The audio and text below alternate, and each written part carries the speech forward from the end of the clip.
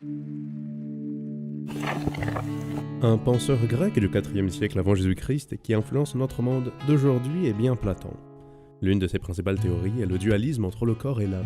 Selon ses écrits, l'âme est éternelle et immuable, et le corps est éphémère et corruptible. De cette théorie est née une vision qui valorise plus l'âme que le corps. Et donc beaucoup de gens ne prennent pas soin de leur corps comme ils le devraient parce qu'ils pensent que cela est une question de peu d'importance. La Bible va à l'encontre du dualisme platonicien. Elle présente une vision holistique de l'être humain où toutes les parties se complètent mutuellement, s'influencent mutuellement, en étant tout aussi importantes. Dans la lettre que Paul a écrite aux Corinthiens, chapitre 3, il construit une métaphore très intéressante pour parler de l'importance des soins qu'un chrétien doit avoir envers son corps. À partir du verset 16, nous lisons. Ne savez-vous pas que vous êtes le temple de Dieu et que l'Esprit de Dieu habite en vous?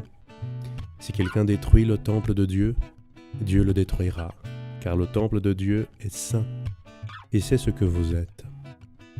Le sanctuaire a été le site le plus sacré pour les Juifs.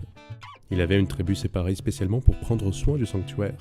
Il y avait plusieurs lois qui restreignaient l'accès de toute personne au sanctuaire.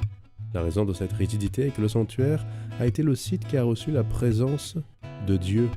Paul dit que le corps d'un chrétien est le sanctuaire de Dieu. Il est donc un lieu sacré. Par conséquent, le même soin qu'on avait avec le sanctuaire doit exister par rapport au corps. Ce que je vais manger, boire, écouter, porter, voir, toucher, tout devrait passer par la question suivante. Cela aidera ou nuira à mon corps, qui est le sanctuaire de Dieu. Ainsi, bien que les principales vertus chrétiennes sont développées à l'intérieur, elles se manifestent à l'extérieur par la façon dont je prends soin du corps que Dieu m'a donné.